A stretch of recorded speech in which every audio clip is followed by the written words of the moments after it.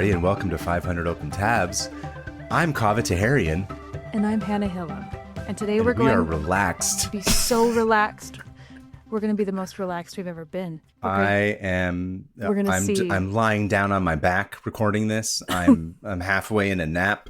He's going to fall. He's going to fall. I'm getting a massage because I really appreciate strangers touching my body. That's what I'm into. Absolute nightmare. Massage parlor? Absolute nightmare. Absolutely not. Listen, Sarah made me get what's the foot nail thing? Pedicure. She made me get a pedicure once. And I was like, I wanted to die. Nope, I was like, I'm sorry that you have to touch my feet. To the person that was doing it, I was like, I feel shame. Yeah. Nothing is more like humiliating than getting a pedicure.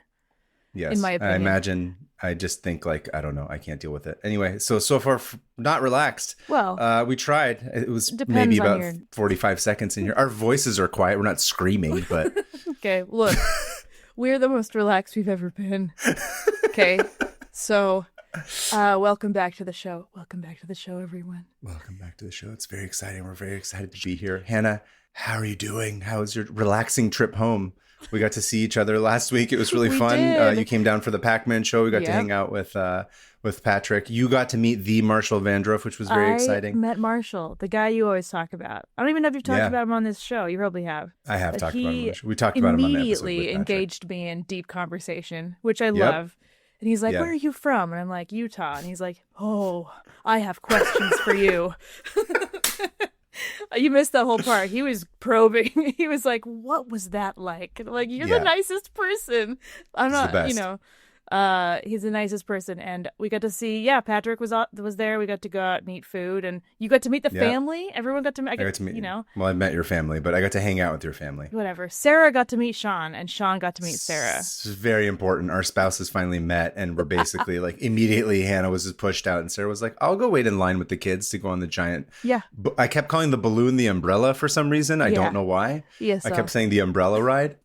It's an umbrella. Alyssa was there. It was fun. The three of us got to hang out. We went and got Sangak. We got Kurosh came to visit. We went and got rock bread is what I kept calling it. Rock bread. What's it actually called? Sangak. Sangak. We made you do the holy pilgrimage of Southern California of going to Wholesome Choice, which is what every Persian does. At some point, you have to make your way to Wholesome Choice to get the Sangak bread. I got some lava shock, the fruit leather. You did. And it is sour and delicious. It was great. No one likes a lot of fun. But me, so I get all of it. In your house, so you get to do it. My kids are That's like, awesome. this isn't fruit leather. I'm like, you uncultured. I don't know. Swine. My favorite part was when there was a huge balloon ride in Irvine, and my husband was like, I really want to go on that. And I was like, absolutely not. And then Sarah was like, I really want to go on that. And you were like, I would never do that. Never. So our spouses took my children up on the balloon ride while we watched. It was great. They were a happy family together up there in the sky. And we were joking if if you and I somehow died, they'd make a really calm, kind. It'd be a great sitcom. Happy couple. Yeah. We were like, it's not family. What the hell is it called? Full House. It'd be like a Full House situation. They'd be like, whatever, found family kind of thing. Yeah, it was fun. Anyway, enough about us dying and our spouses basically moving in together. Well, how about we get down to if I had to choose anyone for him, it would be your wife. That's true. Likewise.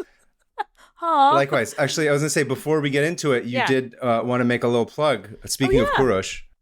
So Kurosh was on our show, and he also has a podcast called Save Point Stories that Kaveh was on back in, was it January? I was on, I think it was later than that. I think it was like April. I was on, and I talked about Contra, yeah. Of course, Kurosh, if you guys don't remember, he was the one who came on for the Magic the Gathering episode where I disassociated for 45 minutes very famously. But and he had me on the season finale of Save Point Stories talking about Skyrim and how it changed my life. Literally changed it.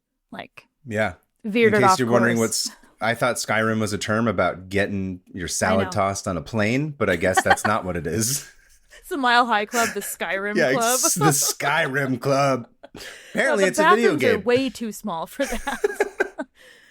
It's a video game. This just dropped yesterday, so I'm sorry. I haven't gotten a chance to listen to it yet, so I can't say whether it's good or bad. I imagine it's a disaster if you're the person that's on it, but I'm going to listen nonetheless. Give it a shot. Just muscle your way through it, just like you would muscle your way through getting a Skyrim on an airplane. Anyway, so relaxed. We're so relaxed. Speaking of being relaxed, on our Patreon, there's a fun new bonus episode from our live stream in Chicago that's full of just relaxing hot takes on things. That was a fun one. Like, you guys have seen us go off the rails, but you haven't really. Mm-hmm. Not until this. So you sent me a clip, and I was like, is this from a parallel universe? Because I don't remember any of this. I know. At one point, we were arguing, about, like, anyway, you just have to go look at it. It's insane. Specifically about Scruff McGruff. Yeah. We were trying to play Bang, Marry, Kill with Scruff McGruff and a couple others, and you couldn't figure out if you wanted to bang or kill the crime dog. Not suitable for work, is what I'm going to say. Oh, it is not good for work. Don't even, you know what? Don't listen to it. Okay, let's move on. Just don't listen to it. Yeah, moving on. Well, are you ready? Are you going first this week, right? Oh, yeah, I guess I'm up first. I forgot about that. I came across today's tab while researching another tab. Classic. Because you know how much I love my context. I'm all about context. That's like my jam. And this was something I'd never heard of, and I was excited to see so many of my favorite tab elements all come together neatly and nicely in one story. So relaxing. It's so I'm so relaxed. I don't feel tense at all. Nothing. There's nothing tense about anything. This is a relaxing story about being calm. No, I'm kidding. This is a story about cultural exchanges and political tomfoolery disguised as an olive branch. Man, this has got Kaveh written all over it. All over it. This is your type. This is the story of the American National Exhibition of 1959. Have you heard of this? No. I haven't even remotely heard of this. No. Is it like a World's Fair sort of thing? I'll get to it. Okay. You're gonna learn all about it. So after your forever crush, young Stalin reached his final Pokemon form as old Stalin and finally dies in 1953. In a Pokemon battle with Raichu. Obviously, that's what happens. Yeah, absolutely. That's when it happens. He's like, oh, I'm old Stalin. I don't know what they do when they evolve. What happens? Do they make a noise? When it like surrounds him with light, and then he turns into something. So yeah, he evolved old from Stalin. Hot young Stalin into problematic old Stalin. I don't like it. And then he evolves into dead Stalin is what happens in 1953. And you can go see that of evolution still. Or no, is that Lenin? Exactly. I don't remember. I don't know. They're all dead. It's Lenin. Lenin's the one you can go look at. I think Stalin was encased at one point. I could be wrong, but I feel like I saw that. I don't remember. It'd be crazy if Stalin was not... Dead Stalin and dead Lenin. And Raichu. Dude, Raichu would be an amazing addition to a blunt rotation. Hey, go on. Anyway, Stalin dies in 53. Obviously, Lysenko crushed. So sad. He knew his time was up, but obviously not soon enough. No.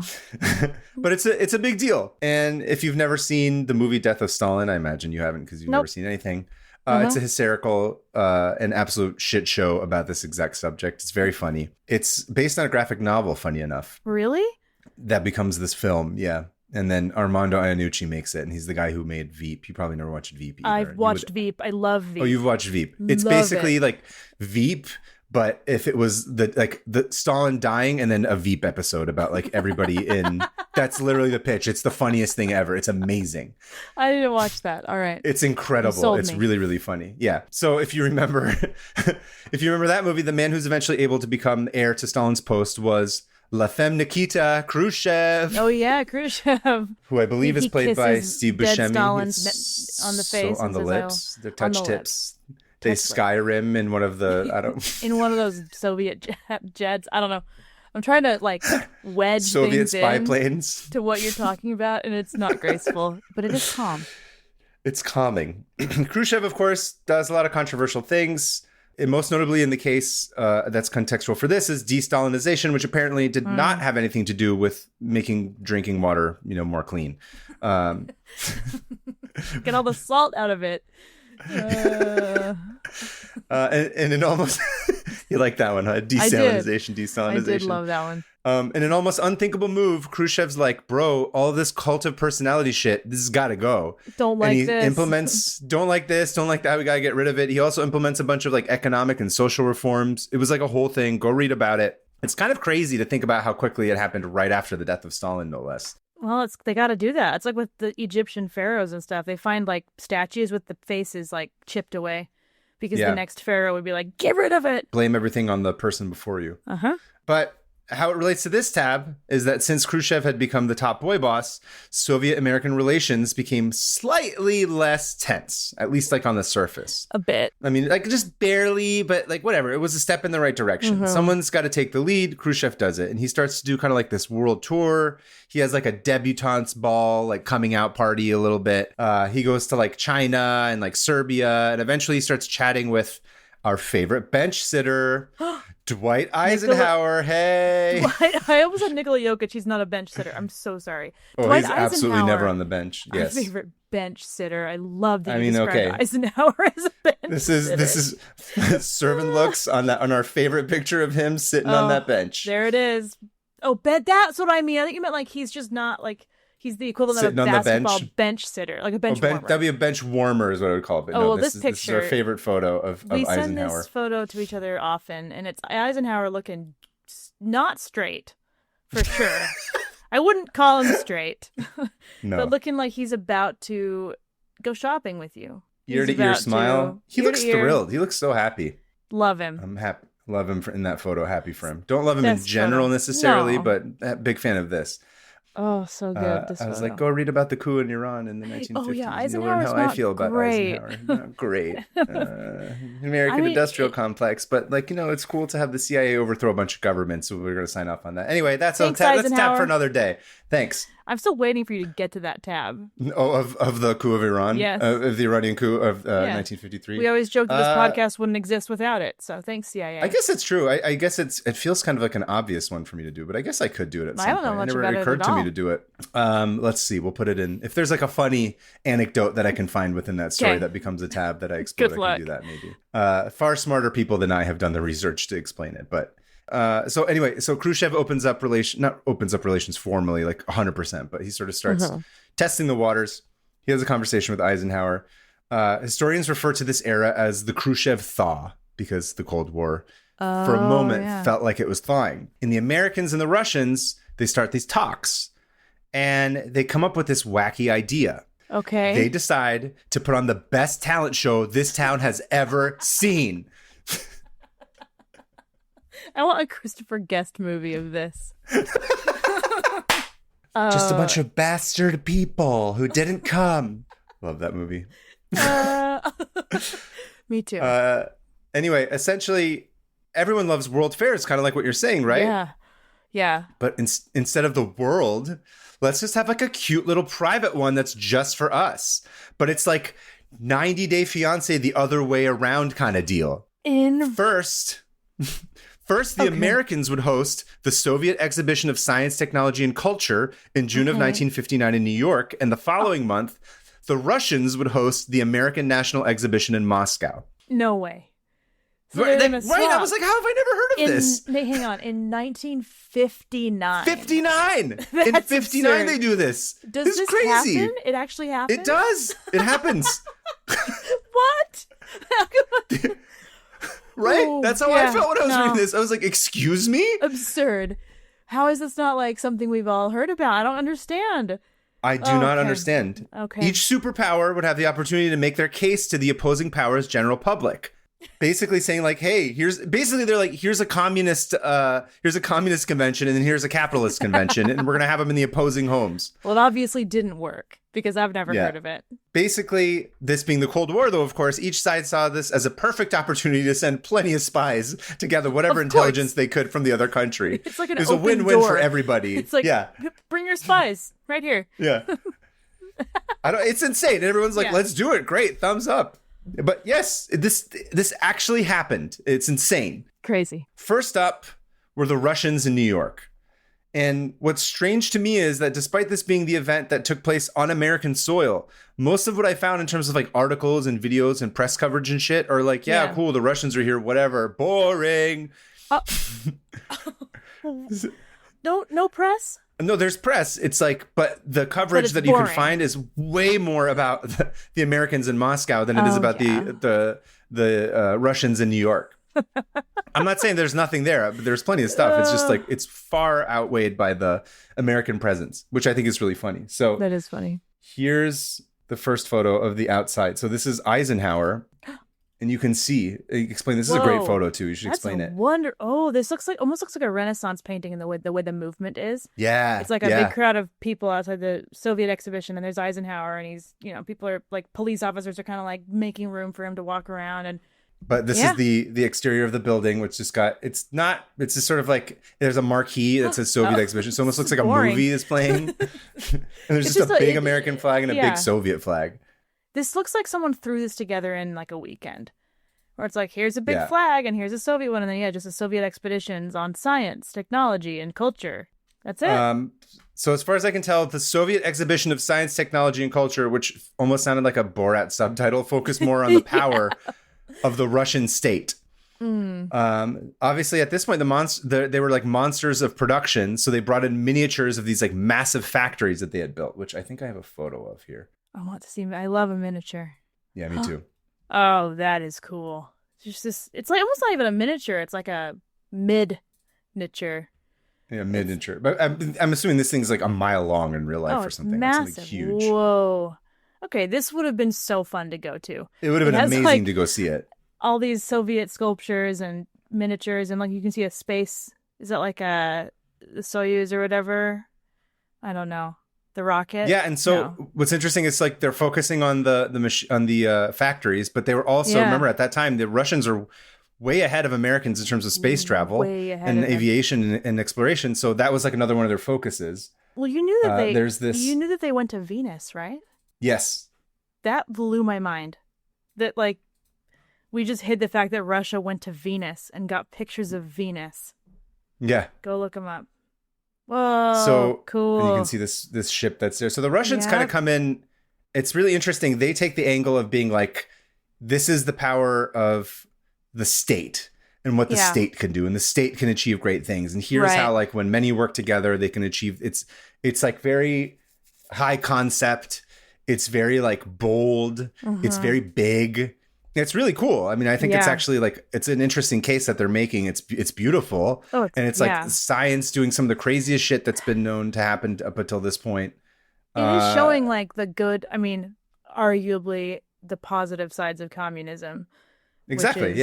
Which is true. Like with everyone working together and being more equal and available to, go to school and get jobs in these areas, then they can achieve great things.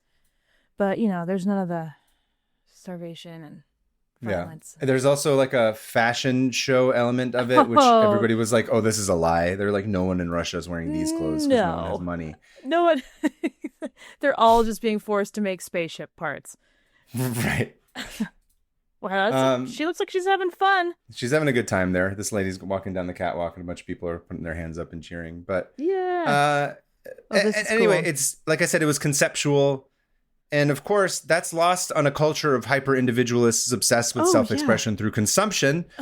All the lobotomized housewives are like, what? Where are all the like vodka jello molds shaped like cigarettes? I can't please my husband with a spaceship. I don't care about pictures of Venus.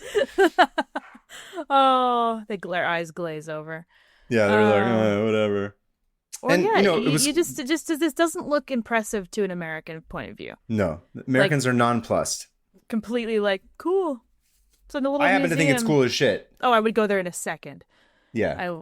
But that's with historical context. You know what I mean? Like maybe at the time I'd be like whatever, but I don't know. I don't know, man. I think even in like a contemporary context, if the Chinese came and they were like, we're going to put on an expo of the technology that we have in China that America. I saw this thing the other day that like really bummed me out because it was very true. Where it was like, how everyone's always like, they'll travel and they'll be like, China's living in the year like, 3024 or like exactly. Japan is living in 3034 or whatever. And somebody was like, no, they're not living in 2034. America is just stuck like 100 years behind because we do not invest in infrastructure. And I was like, oh, that's painfully true. We're putting ourselves at the center of this and we shouldn't. Yeah. Right. And I was like, oh, no. Yeah. I was like, oh, that bummed me. I was not ready to be as bummed out as I was by that. I don't know why it never occurred to me. So that's a huge bummer. So if the Chinese were like, here's the crazy, like whatever, like like even during COVID, I think in Thailand, I saw like some of the crazy automated shit that they had set up for like testing. Yeah. I was like, America, meanwhile, they're like basically like overthrowing the government because they had to wear a piece of paper on their face. Like it's idiotic. listen, guys, there's worse. Sorry you've never been oppressed until now. Yeah. This is the first time you don't like someone saying what to do. Anyway, I think I'd be fascinated. Also because, like we talked about earlier, like these are all just propaganda pieces anyway. So it's kind of fun to be like a convention where every country is going to throw all their money behind it to make the biggest piece of propaganda in like, you know, down the street that you can go see. I would be fascinated. Dude, I would be go there fascinating to go see. Yeah. It would be so much fun to see that. Anyway, but your average Joe, they're like, whatever, boring. So next up, America and Moscow. And yes, here we go. As you might expect, Americans going into a cultural exchange with their sworn enemy was a controversial undertaking. But not always but not exactly for the reasons that you would think. Okay. So this is sort of, I'm going to talk a little bit about like the lead up to it, which was bizarre and unfortunate. Bizarre is an understatement. It's terrible. 75 Americans would go to Moscow to act as guides and ambassadors at the exhibition. So they're sort of like these docents that were going to be the people in charge of showing off whatever, in charge of, in addition to whoever would be running. And showing and like museum guides or whatever. Yeah, like docents, exactly. Docents, so the group included... Right. It's okay. The group included 27 women and 48 men, all of whom were between the ages of 20 and 35.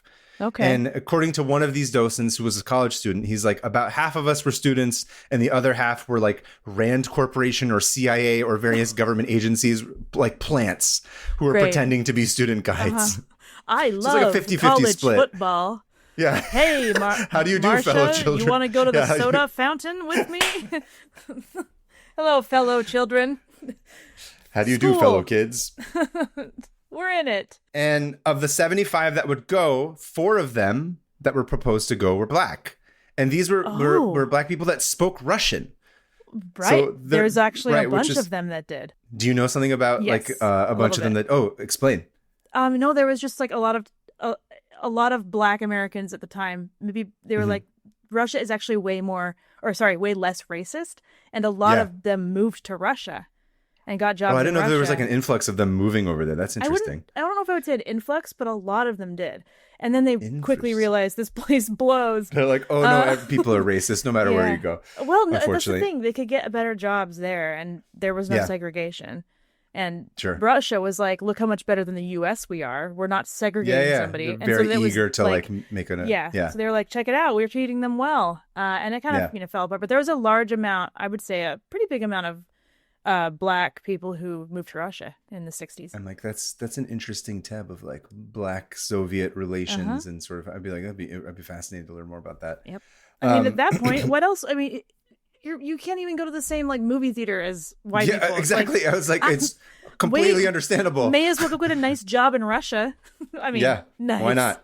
But anyway, so 4 out of the 75 were going to be black, and which, by the way, not even half of the accurate number in terms of proper representation for the general population. No. It's negligible. But of course, this made South Carolina Senator and famed dusty old queef Strom Thurmond clutch his pearls. I hate him.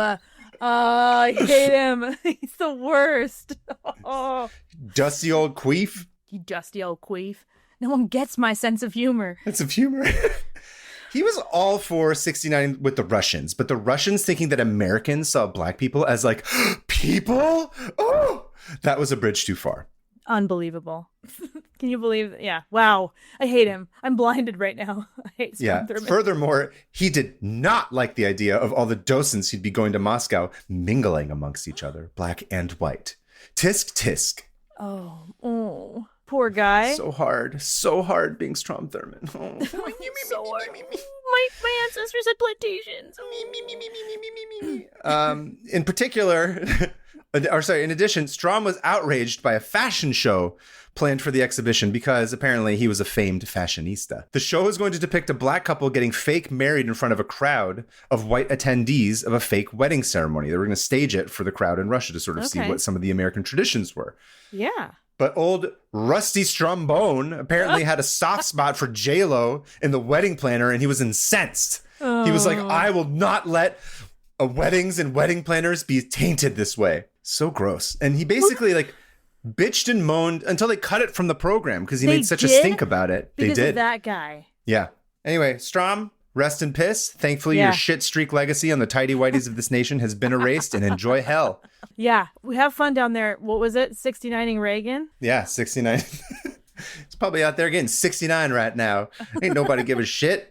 Just now, I'm going to transition into vice principal's quotes. Yeah, I feel like we need to do something within at least the best 10 years as opposed to 20 years ago. Arrested Development, good. Yeah. No, I'm just saying more contemporary. Just bring it slightly older, but not super 2016 works. But not all the protests were listened to. Famed Sloppenheimer haters, the House of Un-American Activities Committee, unsurprisingly, were like, are you trying to destroy me with this idea? What are you talking about? Like an exhibition with the communists in Russia and having the Russians, like conniption fits everywhere. For the art exhibition portion in particular, they demanded certain works by Jackson Pollock, Willem de Kooning, and Jack Levine be removed because they definitely all took art history classes and knew shit about dick. Wow. Everything is a communist. Everything's whatever. Everything is this. They're like, you can't do that. You can't do that. But nevertheless, Ike, he edge-sisted and didn't honor the requests of their removal. That's an inside joke no one gets. I thought we talked about it, yes. Did we talk about Nevertheless, edge-sisting? she persisted. Oh, we did talk about Edgefest. I'm sorry. My bad. My apologies, everyone. Nevertheless, she sat on her bench and edge-sisted and was like, absolutely not. I don't care. I'm not bending on this. You know why? Not because of art and expression and freedom of expression, the First Amendment. Because of the CIA, remember? The CIA had a whole plan. Look, they're the real president. Oh, do you remember I talked about this a couple of episodes ago? Yes, you did. I was about to say, about abstract expressionism being a sort of, Yeah. No, I just that like the CIA pushed for that to be in museums because it was like pretty much showing the world that America is free enough that people can do whatever art they want. Yeah, it was part of the propaganda war. And so they weren't going to let like friendless Roy Cohn screw up their propaganda war. That guy can eat shit. Yeah. But get out of here. The compromise was just to kind of water it down and make the art exhibit even bigger. So they just ended up putting in more pieces instead. Great. That won't exhaust people. Right. See, you know what people want to see is more art, particularly in museums. People love that.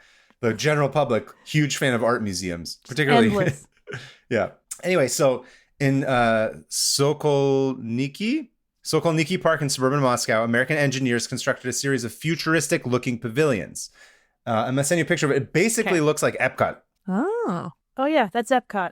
It's Russian Epcot. Mm-hmm. They just put that together? Apparently, yeah. Wow. Oh, look at that. So everyone, this is amazing. Look at the outfits. Obsessed.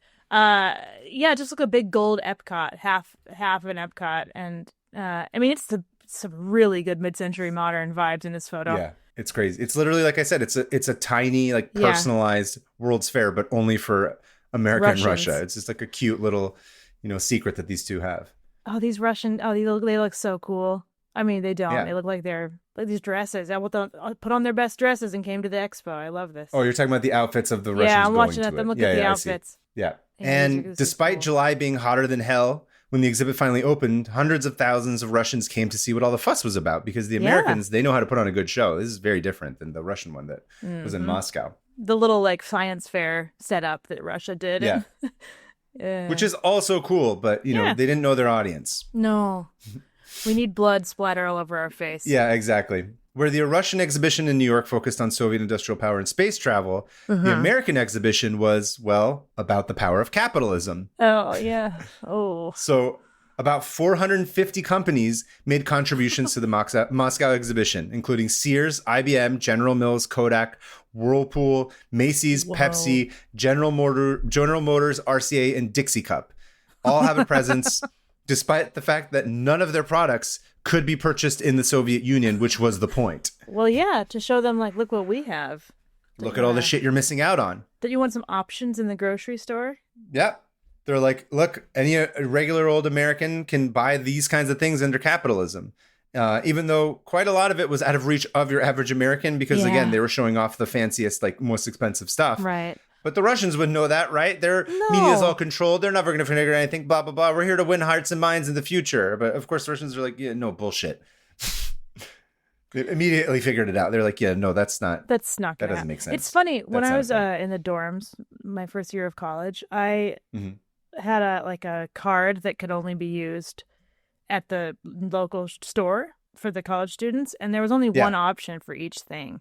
And for a year, I used the shampoo they had. I used the soap they had. I used the brand of that they had. I was happy. You didn't have to make all these decisions. I was like, I love going to the store. I was actually kind of like a huge relief, but I can't imagine that being good. Like nowadays, I'd be like, absolutely not. I need some options. But I remember just feeling kind of nice, it being kind of nice. I didn't have to make decisions. It's like wearing the same outfit every day. You're like, I don't have to think about this now. That's what I do. Yeah, I understand. Here's a picture of one of the setups. You can explain it. Oh, I love this so much. It is this futuristic looking kitchen table that has is that a radio or a TV or a piano? I can't tell.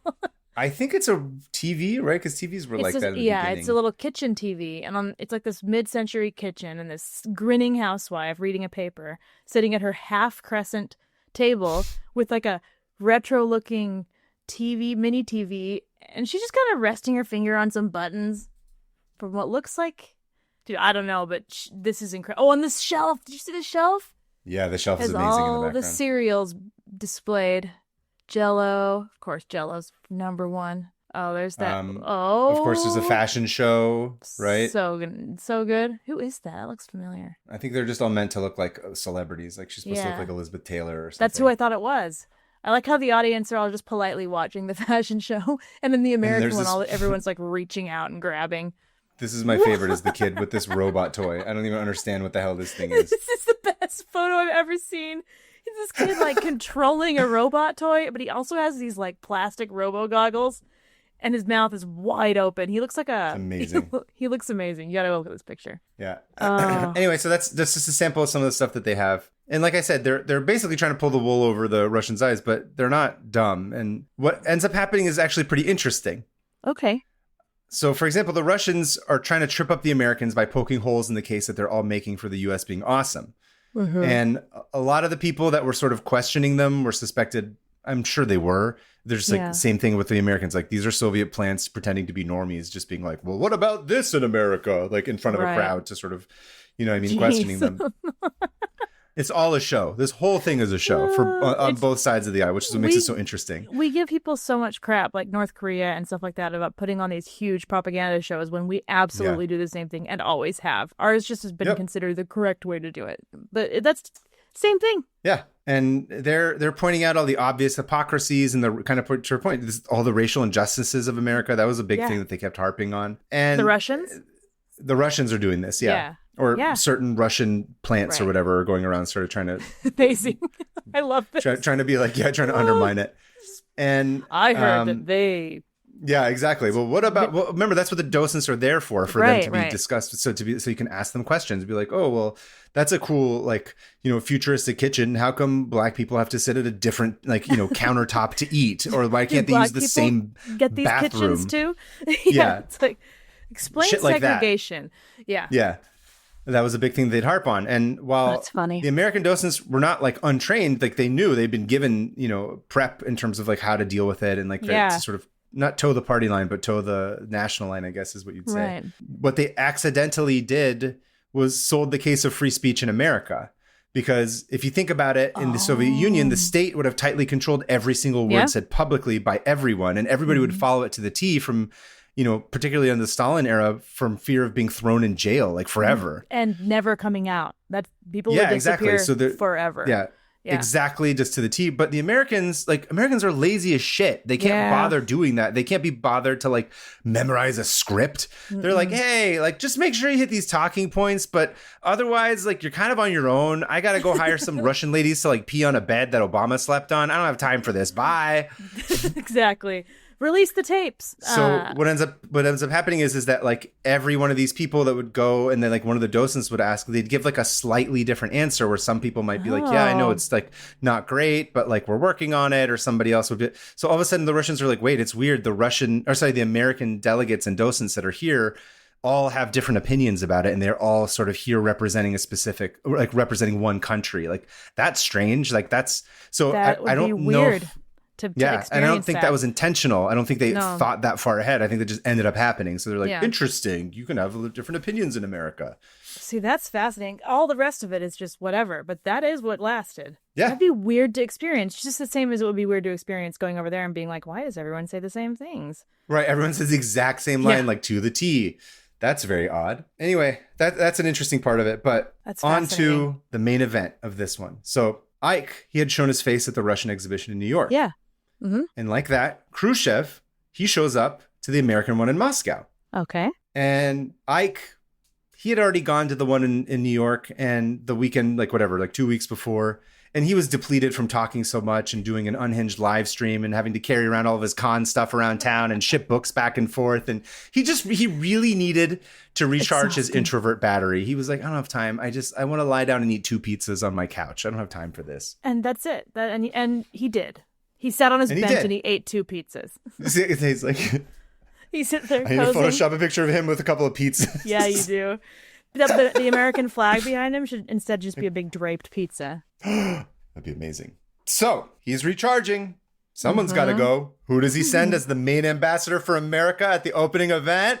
I don't know. Our boy, the 34th Vice President of America, B-boy Tricky Dick, old Richie Rich, the one, the only, Ricardo Milhouse of Pain, Nixon. Ricardo Nixon is the lucha libre version of Nixon. Richard Nixon. Remember, he's vice president. He's Ike's vice president. I think I always forget that. I forget he was vice president originally. Okay, so Dickie Nixie is going. Wait, Dickie Nixie. That's a good one. Dickie Nixie's there. Oh, there's a picture of. Look how young he looks. He's very young. He's got a full head of hair. Khrushchev's there. He looks like Don Rickles, like sweating in Louisiana or something. He also looks a little like Tom Hanks. Interesting. I didn't even yeah, I could see that too. It's just it just looks like a photo of a bunch of dudes from Mad Men. Like that's the exact. They're all drunk at Disneyland is what it looks like. Exactly. They look like a bunch of drunk people at Disneyland. Drunk dads at Disneyland. It's amazing. This picture is great. A great photo. Okay, who is in this photo? Just is anyone else of note or? To be honest with you, I don't know. Here's another photo that I have no idea what this was, but I had to include it just because look at this photograph. I have no idea what's happening here, but it's incredible. Okay. So it looks like they're in an overturned boat of some sort. Like it's not. It's like a capsule in the water. And Richard Nixon. Oh, it's just a boat. Okay, Richard Nixon is shaking hands with swimmers who are swimming up to the boat. I'm so confused. I have no idea. I didn't look that hard because I was just like, it's enough for this image to be beautiful, and I don't care what the context of it is. Like it's just too many stories. Ducks. Yeah. You know? But I guess they're Russians who are swimming up to his boat. That's an insane thing. By the way, it's not a full boat. Do. It's like a little kind of tiny boat. Yeah, I don't know what kind of boat this is. It looks like half a boat. Okay, look. They're having like a pool party and he just comes in. It's the strangest thing I've ever seen. Anyway, it's amazing. Richard Nixon pool party. Soviet pool party with Richard Nixon. No, wait. Dickie Nixie's Soviet pool party. Yeah. Oh, that needs to be an event. If we ever put on a live event for the show, it's going to be Dickie Nicky's Soviet pool party. Dickie Nixie's Soviet pool party and fun, or something like that at the end of it. Same swimsuit. Richard Nixon's swimsuit, which would have been a one-piece, like striped, old-timey thing, like from the 1910s, which would have even been out of date by the time he was they all wear those rubber Nixon masks. It's fine. We'll all drown. Man. It's gonna be great. You know what? I really want to make that at least a T-shirt, like a bit of swag. Dickie Nixie's Soviet pool party. I'm gonna talk to Sarah about this. Be like, what would swag have looked like in the 1950s? Oh yeah, like with the correct font that would have said that, like on a white T-shirt, like a picnic. That's what matters. The correct font. Yes. Oh man. Oh, ask her. I guess I have to continue with this tab, but I need to be working on this immediately. I'm obsessed with this. Instead, yes. Dickie Nixie's Soviet pool party. Amazing. Okay. Continue. Anyway, back burner it. Yeah. So Dickie Nixie and Khrushchev, and the two of them, they do this press tour kind of thing, obviously, right? They're taking pictures and smiling, and the press is there and they're showing off because it's a PR opportunity. And Nixon, he's showing off all this cool American crap. And of course, it's Nixon, so he looks like an alien in front of the cameras. Absolutely. The most awkward being to talk to the public. And he's like, I'm going to send my awkward vice president in my stead. Like, weird. Thankfully he didn't kill Khrushchev after meeting him. I know. Much like the Pope. But anyway, Nixon, he's like an alien doing this press tour, and he's like, this is a telephone. I am told this is what people who have friends use to communicate with each other. You go beep, beep, beep, beep, beep. And somebody says hello. Yeah, and you engage in conversation and regale them with what's happening in your life, I'm told. For example, I went on a boat today. Nicky Dixie's pool party, Soviet pool party. This is a car. I am told you can drive it to a friend's house, assuming you have such a thing. You can drive it yourself and not have someone else do it for you. Anyway. And this walk and talk, it keeps doing it, and it culminates with Nixon showing La Femme Nikita a model of a suburban home equipped with a dishwasher, refrigerator, electric stove, kind of like your typical, Sears catalog kind of kitchen. And then was there the bottles of Valium for the wife? Yes, there was a lobotomized housewife in the back just shoving, cigarettes encased in Jell-O into her mouth over and over again as like a soggy pizza sat in the back because corrugated boxes hadn't been invented yet. Living the American dream. So they show the kitchen. That's the finale of this, and then they bring like this microphone around. And they engage in this discussion about the merits of communism versus capitalism, thus earning this moment the moniker, the kitchen debate. Oh, wait. Okay. So they debated in a fake kitchen? It's not directly. I think it's like, because the pictures in the video is like them in front of I think it was like curtain. Right after the kitchen. Yeah, but there's a curtain there that they pull up. But effectively, I think they call it a kitchen debate. What is going on with Nixon's hair? It's not good. It looks like someone attached a wig on top of a wig. Not good, Richard.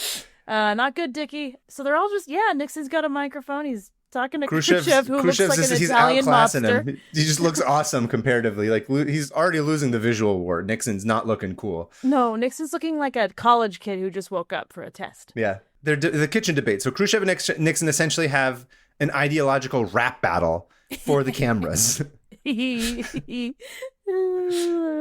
Which made me think of, do you remember that old video, the YouTube video where it was like rap battle translated? Oh yeah.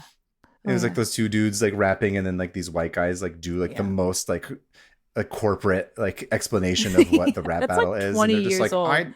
they're like, I know of a woman with whom you've engaged in sexual intercourse, and she confided to me that dimensions of your genitals were suboptimal or whatever. I feel like it sort of becomes this like really heady, like overt discussion, but they do it, and seriously, it's kind of like this big deal if you think about it, particularly in 1959, that like huge. Khrushchev and Nixon are having a debate about like, no, capitalism's cool because of this. And he's like, no, dude, communism's cool because of this.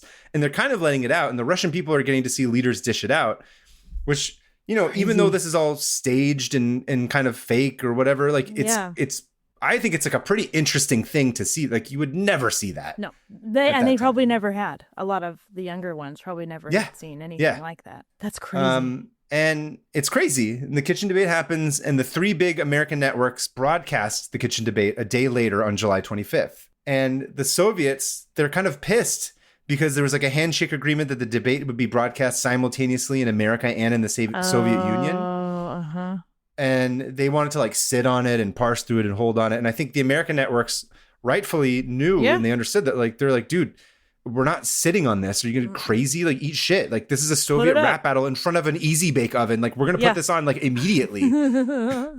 If they could have just done this in front of like a fake Whirlpool dishwasher, man. Yeah. Or at the pool party. Can you imagine Khrushchev like wearing he would have been wearing like a bathing suit, like pulled up here, like up under his nipples with the giant hat on. With the hat on. He keeps the hat on. Yeah. Why does he look like he never takes it off. A Southern church Baptist? He does look Southern too, as well. He looks like he looks like an oil baron. He looks like a person who wants to appear to look like an oil baron. Yeah, it's amazing. Like Charlie in the episodes where he pretends to be my constituents. I've been poisoned by my constituents. Anyway, so the networks are like, obviously this is great TV. We're going to put it on. So the Russians had no choice but to acquiesce. And the debate was broadcast on Moscow television on July 27th, just like a couple days later, albeit late at night and with Nixon's bars only partially translated. The bars that he dropped didn't get translated fully. But you know what? What? When it comes to hip hop, passion is what matters most. The Russian people could see it. They could see it in his eyes and his delivery and his breath. They Famously an emotive man. Yeah. You can I read think his face. each one of them were there for about like 6 weeks. Oh, wow. So it goes until about September. And then what a trip. Yeah, right. And after that trip, Khrushchev comes to America after like that, whatever, 7 weeks. And he comes and takes a tour and he gets to see like half America. And I think he's the first, I don't know if he's the first, they call this first Soviet premier or whatever, to come to the States and visit it and tour it. So, wow. You know, for all of whatever, I mean, again, I don't know that much about Khrushchev's legacy. I'm not totally familiar with it, so I have no idea how bad he might have been. Yeah, who knows? But it seems like, at least kind of diplomatically, like he kind of had this moment in time where he was like, on the surface, where it was like, you know, we're kind of opening this up or whatever, and that's cool, and thawed, you know, the Khrushchev thaw. And funny thing, things were cool for about like 7 months, and they seemed kind of optimistic. Yeah. Until May 1st of 1960, when a United States U-2 plane flown by American pilot Francis Gary Powers was shot down by the Soviet Air Defense Forces while conducting photographic aerial reconnaissance inside Soviet territory. Yeah, they don't like that. They don't like that. Do you know about this? I do, yeah. Yeah, and they put him on trial. This becomes the basis for the entire second half of Bridge of Spies, which is a movie that I'm sure you haven't seen. I have seen Bridge of Spies. You have seen Bridge of Spies. That's how I know about this. Yes. Okay, yeah. And it's funny because I went on a whole deep dive of plane crashes or instances where countries have shot down a foreign plane that isn't not in wartime. There's a whole thing. Yeah, I like that movie. There's a whole thing about it. I like that movie a lot. I actually just watched it for the first time like recently. I had not seen it. And it sort of came up in my queue, and I just was like, oh, I thought it was a really interesting premise for the main character to have. My dad's visiting right now, and I was telling him about it. And then so he watched it like last night, and then I think he fell asleep and watched the rest of it this morning. And he was like, oh, I really liked it. I was like, the predicament is interesting because they find a Russian spy who's played by Mark Rylance, I think is his name, the guy I think won an Oscar for it. And then basically the government's like, yeah, we need to put this guy on trial. And Tom Hanks is like, he used to be like some famous lawyer and now he works at an insurance company. That's right. And they're like, we need you to be the person to represent him because we have due process. And he's like, dude, people are going to eat me alive. They're like, yeah, but you are like a person who's got a good reputation. Like you have to do this for your country. It's been so long. I saw it in theaters. And they tell him to do it. And then he starts basically representing the Russian guy. And he's like, dude, this case is a disaster. Like everyone's like, the government is doing the shittiest job, like, and not giving him his rights. And everyone's like, just let it go. Like he's a spy. And he's like, yeah, but like law matters. Like what the shit? And then everyone starts to hate him because they think he's like super into defending the Russian guy. And then the Russian guy is just sort of like, oh, like you're interesting. Like, again, it's one of these things where he doesn't intentionally do it to curry favor with this guy, but like, right. But he through the process of him, he ends up like making a case for like America being great, but like not in a propaganda way, but just being like, oh, like I'm principled, like this matters for a reason. Right. We can't just exactly. I haven't seen that since the theaters. I need to rewatch it because I remember really liking it. The first half of it I think is really interesting. I like the way that relationship builds. Yeah. Anyway, and then the second half's all about trying to get the spy plane pilot out and stuff. Yeah, out of there. Yeah. Anyway, so that essentially, I think that's basically where it ends. It kind of has this, just kind of peters out. Kind of peters out. Like it's not obviously spoiler alert. Russian-American relations do not end happily ever after from there. No. But it's for crazy that this happened. They kind of do, and then they stop doing that. Yeah, there's some blips. Anyway, there's some blips, and of course Nixon goes on to lose the presidency to JFK shortly after, and then goes into the wilderness, and then comes back and blah blah blah. Goes to El Adobo. El Adobo, he drowns himself in chicken fajitas or whatever. What was the drink? Vodka was it a vodka martini? Oh, yeah, vodka martini with tortilla chips. Don't do it. Disgusting. Wretched. You've had the Nixon before. I've had the Nixon. It was not tasty. Anyway, that's my tab. This is wild. Okay, thank you. That was fascinating. Yeah. No idea that happened. I wonder if there was an aspect of it that they just didn't care to let people know. You know what I mean? Where it's like, okay, we're enemies again. Just kind of put it under the table. Or do we just kind of culturally forget about it? Because that's insane. I feel like that should be more of like a touchstone that people either make fun of or reference or talk about. Like it's literally like in the lion's den, and not just one side. Both sides were in the other's territory, which is kind of crazy. Well, and I wonder if anyone was like younger people who went to that American expedition in Russia took that with them a little bit. Oh yeah, no, there's a YouTube video of like one of the guys that like really? took a bunch of photographs while he was there, and he like had a diary. Like and he's just like, oh him. yeah, this docent is banging like this other Russian docent, and they're like totally hooking up, and like this person wants to get married to this. And there's all kinds of like, you know, going away to camp, like sex kind of stuff. But do you think anybody like remember like when the Soviet Union was falling?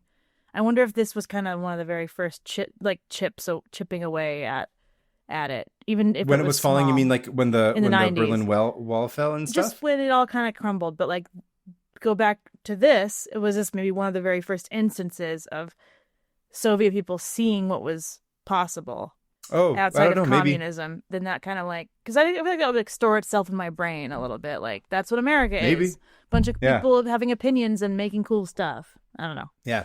Anyway, I want to hear from people who went. Yeah, I'm curious. If you were around in 1959 and went to either of these exhibitions and know how to operate a podcast or open a PDF, please email us. 500opentabs@gmail.com. Please? That's a stretch, but maybe. Anyway, thank you. It was great. It was an amazing tab. Yeah. What do you got for us? Well, I found this tab. I refound this tab because this is another one that was lost in the Great Delete, but I was reminded of it by seeing like one of those buzzy, fun history fact Instagram accounts that I hate, that I follow simply because I. But you follow nonetheless. Oh, of course. Anyway, I found this on one of those pages, and I was like, "That's right! I had this tab open as well as like a bunch," and it was really exciting because I was like, I remembered one of them. So, this is the story of the Vaujour helicopter prison escape. Whoa! So in France? In France. So this is in Vaujour. Vaujour, yeah. So there's going to be a bunch of French words that I'm going to do my best with, all right? Oui, je suis française. C'est le chef de l'hélicoptère. Dude, all the articles I found were in French. I did a lot of translation. I mean, Google did a lot of translation. So listen, I'm proud of you for going for a non-English tab when it came to your branching out a little bit. You crossed the channel. You went to France. It's the first step. Yep. It's good. I appreciate you. I took 2 years. Oh, there's English people in it. Oh, no, you took 2 years of France. I took 2 years of France class. I took 2 years of French. I barely remember it because I've taken too many language courses and they all jumble up. So your Spanish is good though. I'm sure it helped. My Spanish is fine. It's Spanish and Welsh are the only ones that I've really felt I have a hold on. So this is about a man named Michel Vaujour, who was a prisoner in this prison in France, in Paris. And he was broken out of prison in 1986 via helicopter, which... Nice. Here's the thing. France loves helicopter prison breaks. Like, way more than any other... They have like 12 of them. And like weird. Double the amount of the next most country that has those. Like, it's just... Really? It's like the American military budget. Yeah. Just all the helicopter escapes combined don't even add up to half of what France does. And France loves drama, and they do, and very like huge displays of affection and love and something. So this is all to do with that. And so one of the 12 or 11 helicopter escapes is this one, and probably my favorite. Also, France just loves escaping prison. They love it. Yeah, that's true. Constant. It's almost like a game, I feel like. Anyway, that's fun. Before I get into the escape, I'm going to talk about Michel Vaujour. He was born in 1951 in Ardennes. His childhood was rough. Arden Fair Mall up in Sacramento. He was born in that mall Sacramento. as it was getting built. It was part of France. Arden, shout out to Sacramento. Worst city in California. Oh, don't hate. You're like, I don't care. I don't care about Sacramento. The last time I got out of the car at Sacramento, I felt like I was being smothered by the air. It was it's so very hot. Anyway, listen, I spent every summer growing up in Sacramento, hanging out with my grandmother and my cousins. His child. So he's born in Arden Fair Mall. Sorry, continue. Yeah, Arden Fair Mall in Sacramento.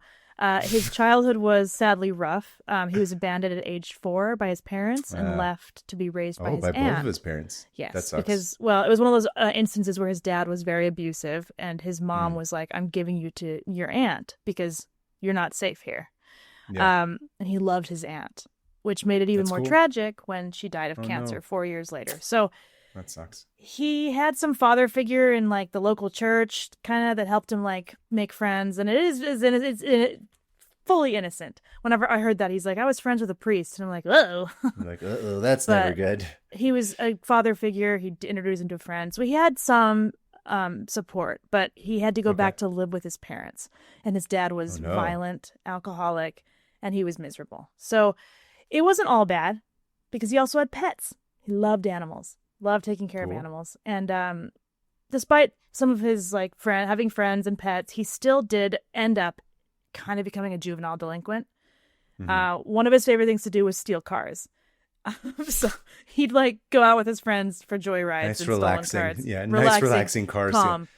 And by the time he was 18, he was working in a factory and seeing a woman named Zabeth, which I think is just a short name for Elizabeth. Okay, yeah, that would make sense. And they were kind of like whirlwind teenage romance, and she soon became pregnant with his child. And so he's got a pregnant, girlfriend. I'm going to try to, be an honest man. An honest man. Yep. And raise this kid. Gotta start committing to stealing cars from 9 to 5. No more stealing on the weekends or nights. I gotta be home for that kid. No, you're right. Yeah. No. He kept stealing. Yes. He kept, quote unquote, borrowing cars for fun, and a lot. And she was like, whatever, do your thing as long as you come home.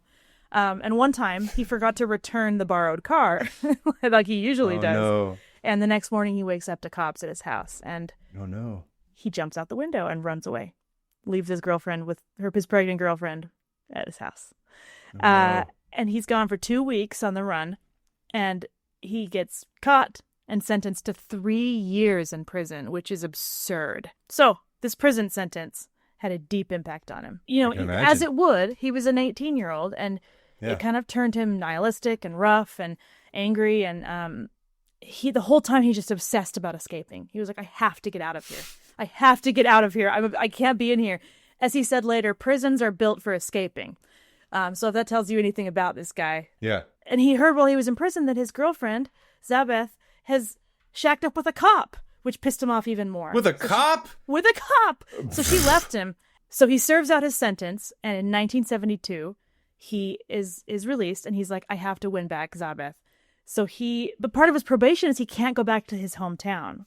He's banished, which is That's weird. Weird. So he's not allowed to go back there for 5 years. So he starts calling her, and she doesn't answer, and she ignores him, and he's like, I gotta win her back.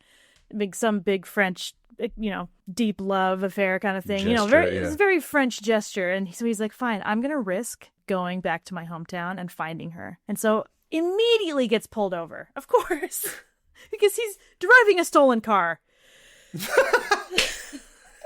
So Michel... He doesn't get pulled over, he gets caught. He gets caught. Okay, so he gets pulled over, and the cop's like, bro, you're not even supposed to be here, and you don't have a license, and this is a stolen car. And Plus he's it's stolen, yeah. And he's like, ugh, and he gets out of the car and runs. Just books it. And take matters into your own hands, yeah. Guy cannot be held. Of course, is caught again very soon and imprisoned. Back in jail. Going nuts. Decides to escape. He concocts a plan to pretend to be one of the prisoners that helps load the trucks, and he just walks out. Yes. Runs away. Don't worry, it doesn't last long. He gets caught again. And they're like, bro! And he put him back into prison for 4 more years, into an even more secure prison. Ugh. This one is rough. But he meets his best friend, Guy? G-U-Y?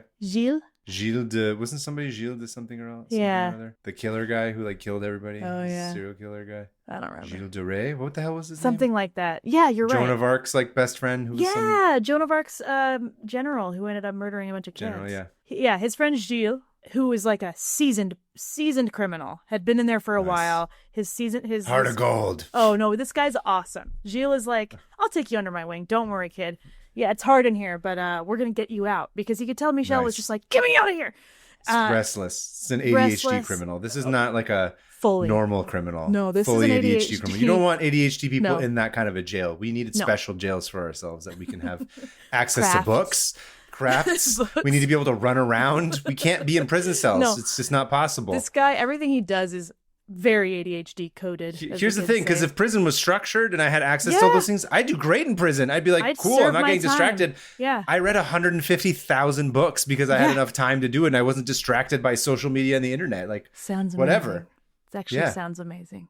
They need to do the correct prison that's catered to person's disability specifically. Thank you. That's your running. You're going to run on that platform. I'm brave. Yeah. You're brave for saying that. Thank you. I feel seen. Hashtag ADHD prison. Blessed. Should we start a for-profit ADHD prison? Yeah, dude. Because ADHD people are known for having a lot of money. Being good at making money, too, especially. And keeping it. Keeping it, yeah. Why are we like this? I don't know. Okay, so this Gilles is his cellmate. So they become like best friends. And Michel will go on later to say that he was like an actual brother to him. One of his closest, dearest friends. And so they concoct this plan to figure out how to get a key from the guard.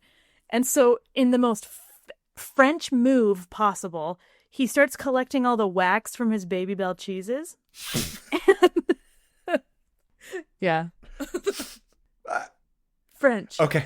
Yeah. And he uses that. But just what? Yeah, they get him in prison. I don't know. Collecting the wax from his Baby Bell cheeses in prison. I read that and I was like, "Are you kidding?" It's like a Bugs Bunny cartoon. It gets weirder. It's like absolutely a Bugs Bunny cartoon. And he's like, "I have got to get a mold of that key the guard has." And I don't know how he did it because I don't speak French, but I think he was able to somehow like wrestle with the guard and make an imprint of the key in the Baby Bell cheese that he had gotten all hot and gooey in his pocket. And he brings that back, and then they spend like weeks. Him and Gilles spend like weeks with a piece of iron and a chisel just trying to match it with that mold. And it works. They make a key. It works. Thanks, Baby Cheese. Yep. And so he's out, and Gilles like, look, go hide with my family. They're also criminals. They'll get you. Why doesn't Gilles go with him? Because he was almost done with his sentence. And so he was like, I don't want to risk it. I'm just going to write out my sentence. And then here's where it gets murky. Because again, I don't speak French.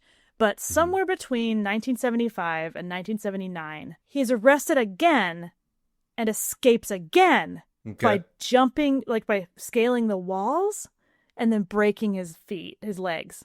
Whoa.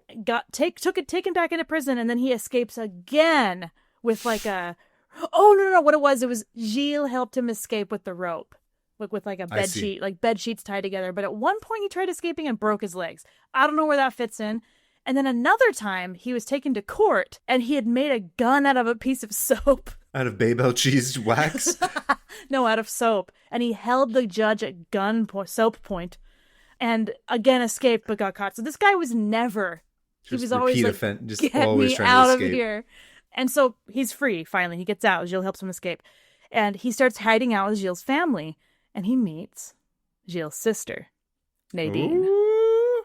Nadine. They fall madly in love, like an absolute whirlwind. Oui. Just obsessed with each other. Nice. And she's also a criminal, so she's been in jail too. Perfect. So she's not going to be shacking up with some cop as soon as he gets arrested. No, she won't, because she knows what it's like. So she's been in jail for like burglary and shoplifting. They love each other, right? And once Gilles, her brother, gets out of prison, Gilles and Michel are like, great, we're together again, best friends. Let's go rob BFFs banks. And my sister. Yeah.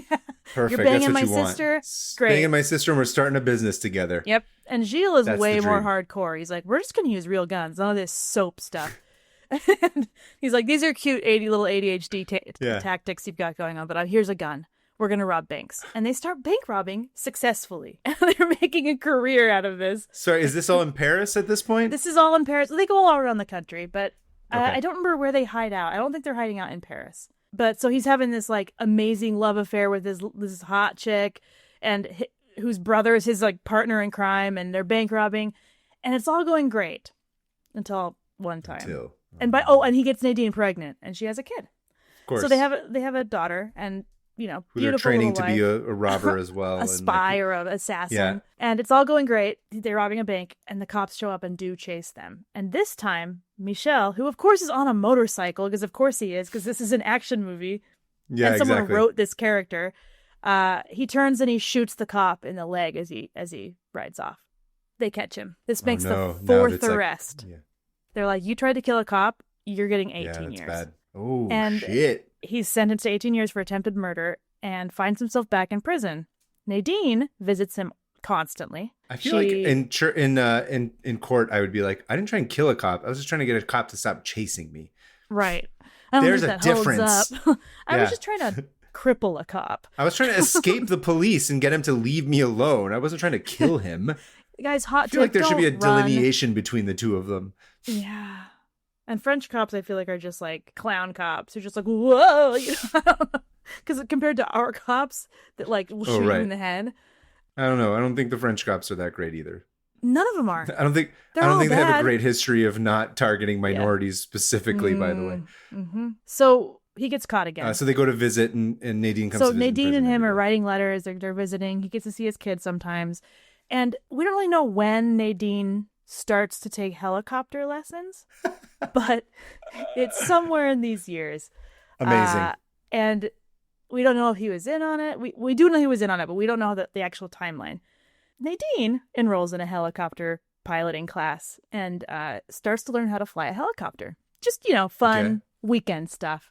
Listen, my husband's in prison. I need to take my mind off of it. Gotta fly a I need to helicopter. do something to like calm myself down. Yeah. Really learn how to land this right above a building.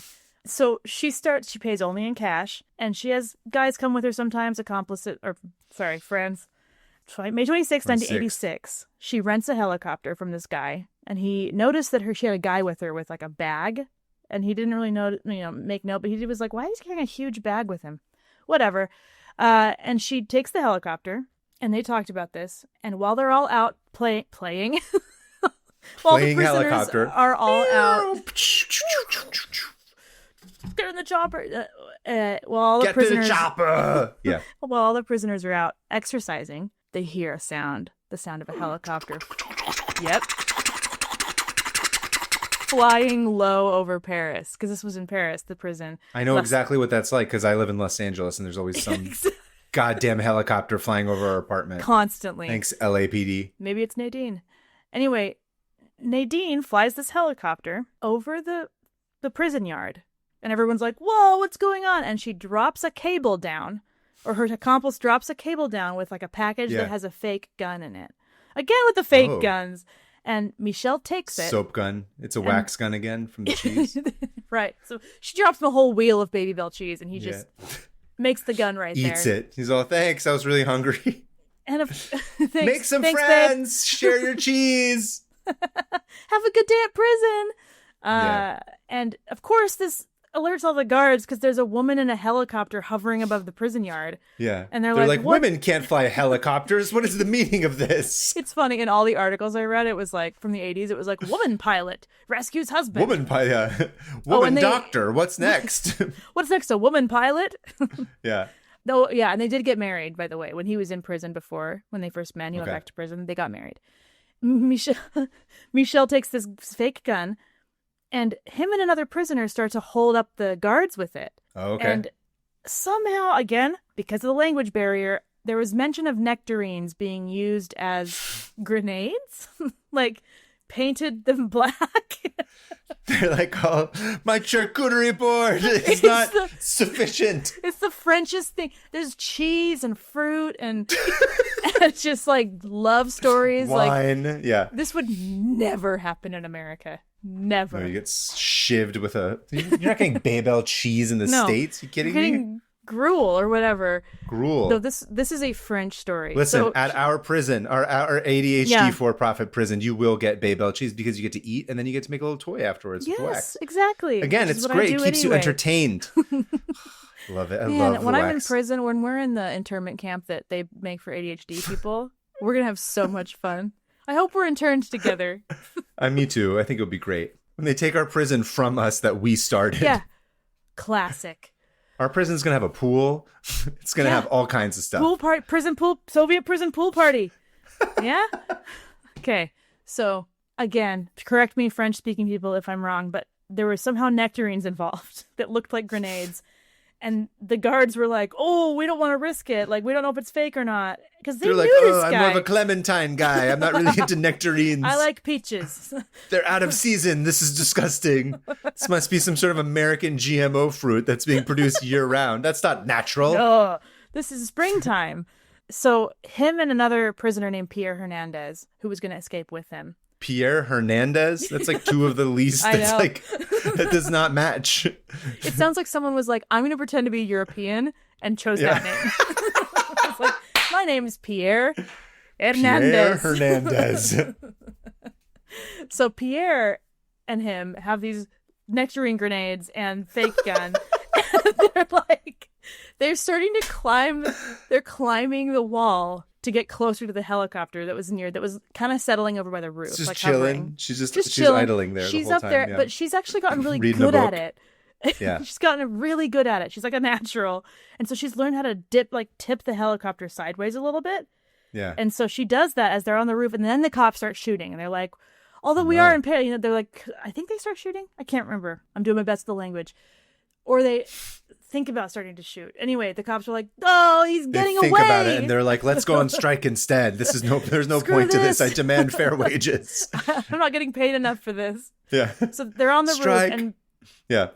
our buddy Pierre Hernandez, who sounds like some sort of CIA plant. I was gonna say that's absolutely a CIA plant. Is Pierre Hernandez? So Pierre Hernandez ends up chickening out. He's like, actually, I'm not gonna do this. I sees the helicopter, sees everything. There's a guy in the helicopter that's coming out with a submachine gun at this point to help Michel in, and Michel literally grabs onto one of the struts. What is it called? One of the in the movies, they're always hanging onto those. Oh, yeah. On the the legs of the helicopter. The legs kind of of it. He grabs onto that, and he is then hoisted into the helicopter because she's turning it sideways, and they fly away. Nice. Everyone's like, "Well, that just happened." And so they go to this this local dormitory. Cigarette break. No, dude, they're smoking the whole time. I'm sure. Of course, yeah. Just I'm sure cigarettes. Nadine had 3 cigarettes She's all in her mouth. And everyone and he's shooting the machine gun with the cigarette. Just oh, so Fred, I love the French. Everyone who witnessed her said that she was extremely calm and collected, just like us on this episode just like today. Us. So chill, just very I'm rescuing my husband because I'm in love with him. Yeah, it's Wednesday. It's just another Wednesday for me, Nadine. Exactly. It's chapstick, not a cigarette. I don't know if you should smoke the chapstick. I should. So witnesses, most of them who were women visiting their husbands, said the guards did take aim. Oh, I did write this, but did not shoot as they flew away. And they also witnessed Nadine being chill. The helicopter, Nadine ends up flying it over to a soccer field at a nearby, I think, college dormitory. For a pickup game? She lands it in the middle of this soccer field in broad daylight. Remember, this is broad daylight, 10 a.m. Yeah. Sunbathers are all like, what? Because they're all laying on the grass. Right. See this, arguably hot lady and these two dudes with guns hop out of the helicopter and run away to a getaway car. And a Peugeot. They went on the run for Nice. 5 months. Where did they go?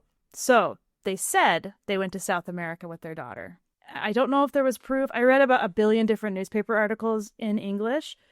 And from what I could suss out from what they said, that yes, they did go to South America, but then they ran out of money. Criminals ran out of money. They couldn't just steal more money while they were there? Yeah, you'd think. But Michel was like, we got to go back and steal more, rob more banks in France to get more money. France? Why would you go all the way back to France just to rob the banks? That's why I don't know if they actually were in South America. Terrible. There was all these conflicting reports. Doesn't Or make sense. they said they wanted to go to, I don't know.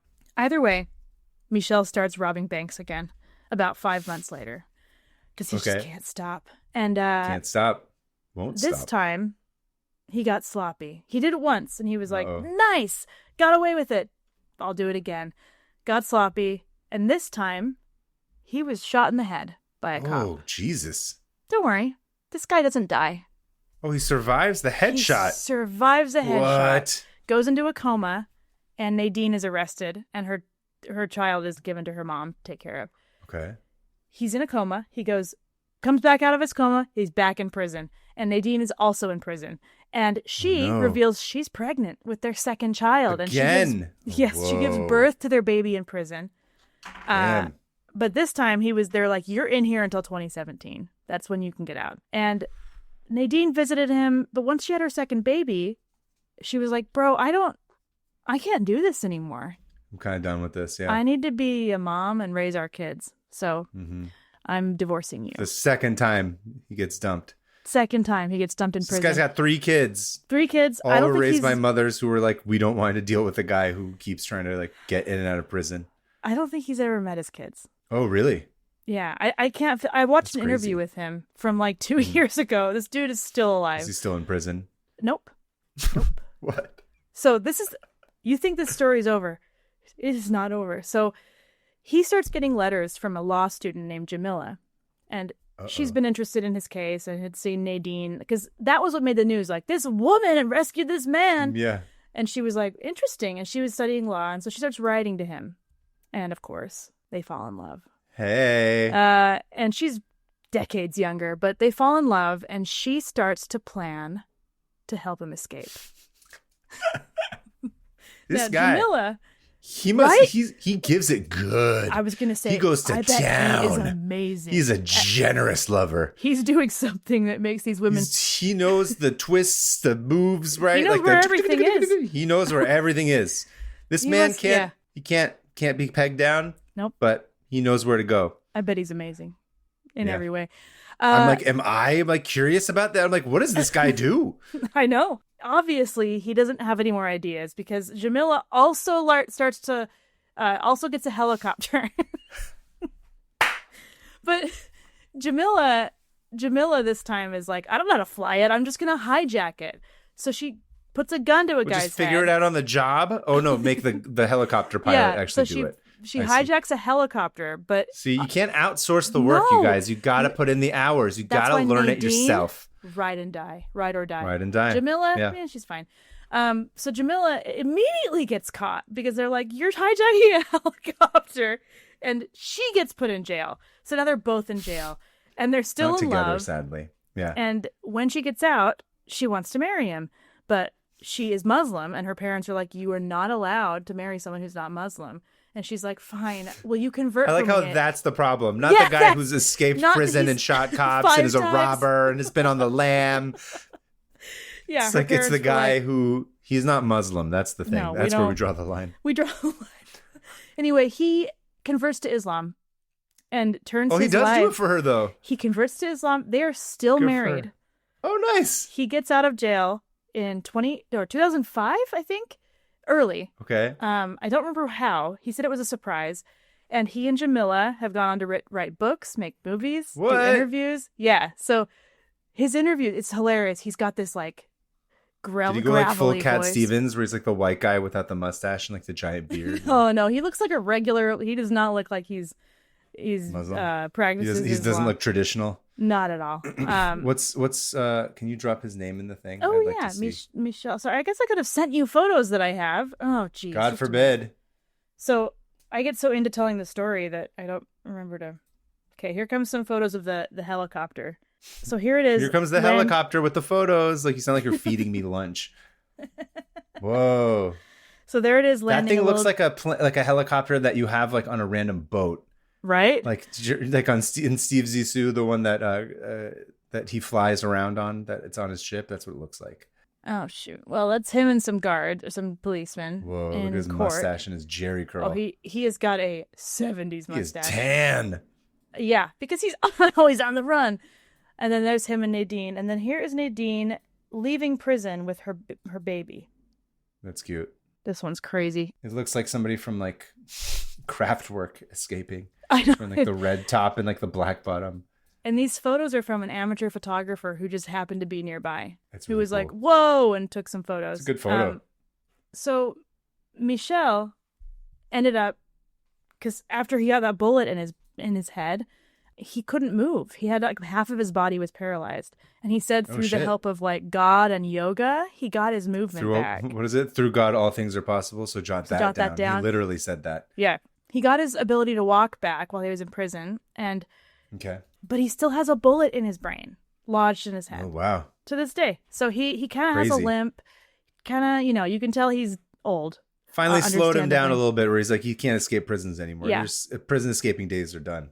And he settled down with Jamila. And and it's crazy because he says, in this interview, they were like, would you, if you could go back and do anything different, would you? And he was like, no, not at all.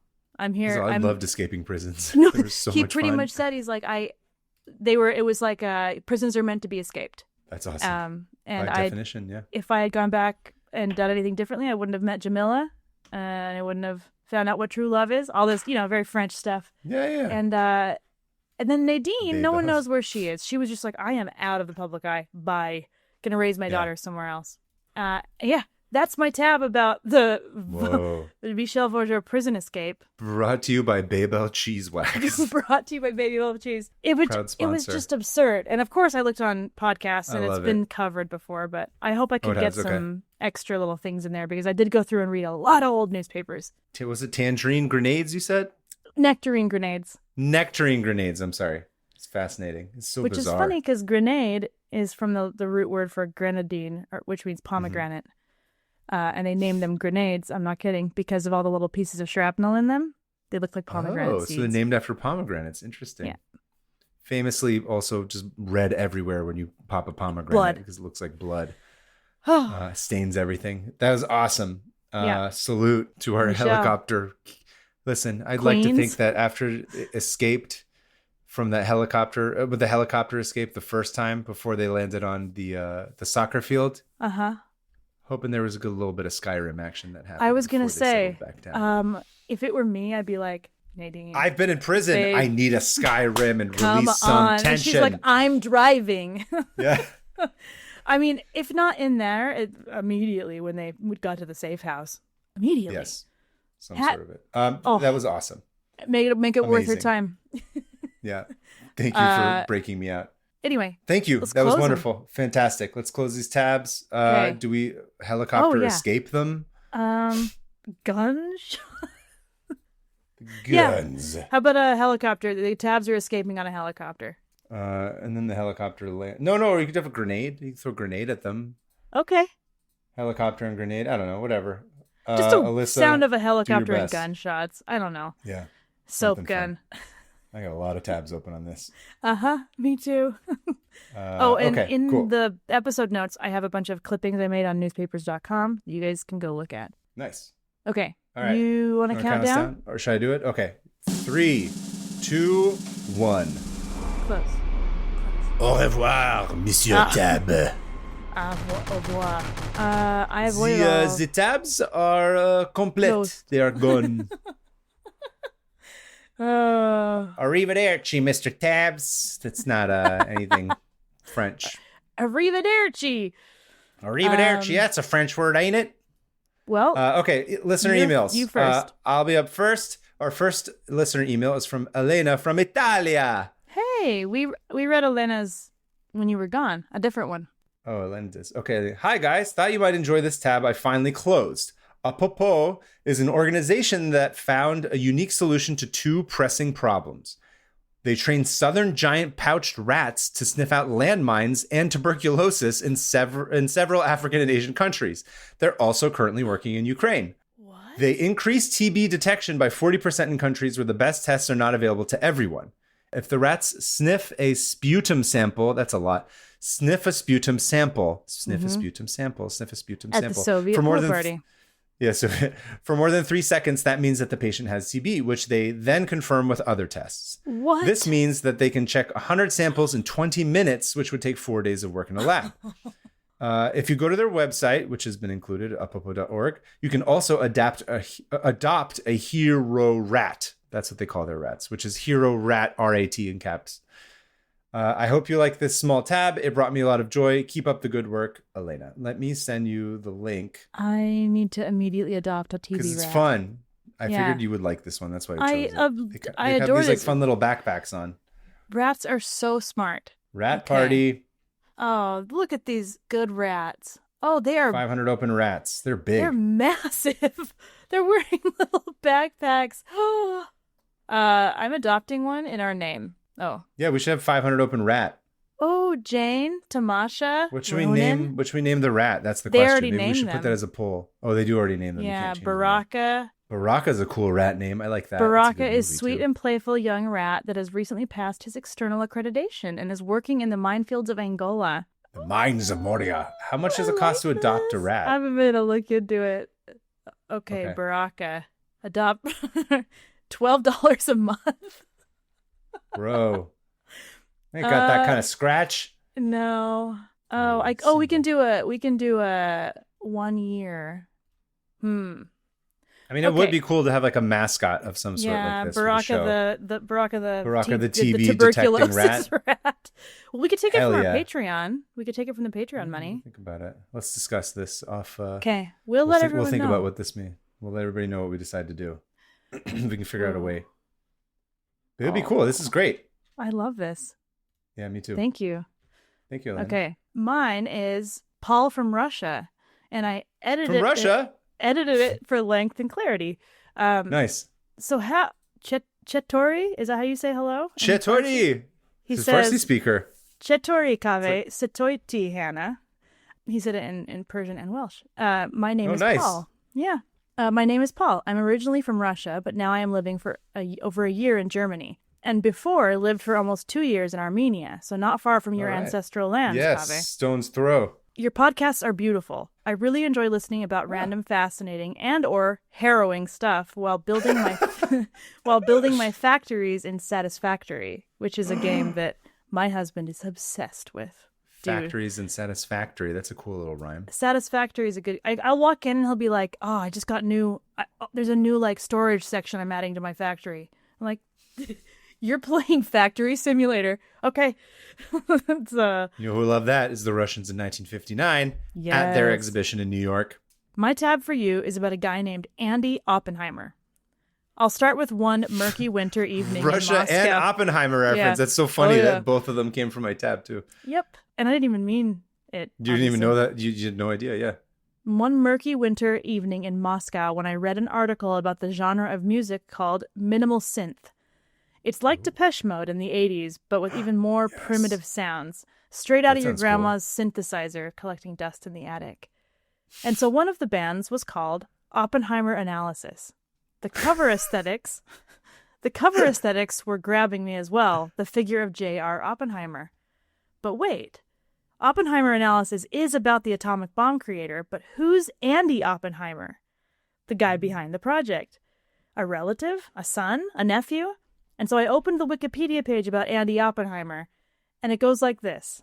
Andy Oppenheimer is a UK-based expert and consultant in counterterrorism. Whoa. At this point, I'm so confused. I'm looking for a musician named Andy Oppenheimer. Who's this counterterrorism Andy Oppenheimer? Are there that many Oppenheimers out there? But no, it turns out our guy is indeed a very multifaceted man, and he is not related. He's not related to J.R. Oppenheimer. This is a different Oppenheimer. Separate. It's him who was a pioneer of admittedly very niche but still a whole subgenre of music in the 80s. In the 21st century, he is writing science fiction along with scientific articles. And he's like Cordwainer Smith. Yep. Yes. And journals about the IRA, terrorism, and political violence. He's a member of the International Association of Bomb Technicians, for heaven's sake. Well, this guy must be the best to hang out with. And he invented a subgenre of synth music. Absolutely want to hang out with him at the Tricky Dicky. Was it Tricky Dicky? No, what'd you call it? No, Nicky. No, Dicky Nixies. Dicky Nicky. Dicky Nickies. We already forgot our own joke. We're idiots. Let me finish this. A man of many talents. What decidedly sold me the idea of sending you the tab was that he grew up in Leeds, England. Of course he had to have. So here you are. I hope you enjoyed it. Have you both a nice time of the day? I like that. That's very sweet. I like that. Kind regards, Paul. And I had edited it down a little bit, and I realized I took out the part that said that Andy Oppenheimer is just not related to regular Oppenheimer. Anyway, thanks, Paul. I love that. I want to meet That was awesome. Andy. Really like that. Yeah. Thank you for writing in, too. And thank you for taking the time to give us our proper hellos based on our ethnic backgrounds. That's very sweet. That was very nice. I want to go look up this. What was the Andy band Oppenheimer? Andy Oppenheimer. So that's where it's Oppenheimer Analysis. Oppenheimer Analysis is the name of the band. Got it. Okay. I'm going to go check that out at some point. We're just going to play it. It's going to be like, the film Oppenheimer was actually a foray into blah, blah, blah. It'll be a film analysis. Oh yeah. Andy Oppenheimer. Whoa. The Devil's Dancers. Subterranean Look at him. It's what fun. is his name? He writes it in some crazy code. It's pretty cool, though. I'm upset. He is not related to... Big fan. Andy. He's not a Sloppenheimer. Anyway, if you also have a listener email like the ones that we got, there's a couple of really fun ones. Yeah. Please share with us. Send them to 500opentabs@gmail.com. That's 500. And, give us a link. Let us know what you learned and where you're from. If you want to do a voice memo too, we can do that. You can also follow us at 500 Open Tabs on Blue Sky and Instagram. And follow us on YouTube and go like everything and subscribe. Yeah, like and subscribe. You can follow me. I'm at PermaFriends on Instagram. And what do we got coming up? I'm Hannah Hillam on Instagram. Hannah Hillam. When is this? This comes out on the 27th. Hannah, the next time I see you, I will be older. I will be a year older. So hopefully we record on the day of my birthday, because that's like your favorite thing to do. Is every I time, only record on birthdays. How many times this has happened where we're like, Hannah, can you record this day? And she's like, yep. And then she's had to push several times. I have a birthday. Like, it's my birthday today and I forgot. Oh, it's my husband's birthday. Oh, it's my kid's birthday. Oh, it's my grandmother's birthday. I'm fine with it. It's always a birthday or an anniversary. I was going to say, join our Discord too and our Patreon. You sound like you're being held hostage. Oh, join our Discord. I'm already getting the post-recording like... Okay, let's wrap it up then. I was just going to thank you, Alyssa. Thank you, Alyssa. Thank you, Hannah, thank you for that wonderful tab. That was a lot of fun. Thank you. Thank you for the listeners for coming back. In the meantime, go ahead. I'll see you at the Dickie Nixie's. Dickie Nixie? Dickie Nicky or Dickie Nixie? We have to go back and listen to the episode. No, it's Dickie Nixie. Dickie Nixie Soviet pool party. I will see you there. I'll be there and I'll bring my Babel cheese. Yeah, make a gun out of it. Okay, bye everybody. Okay, bye everyone.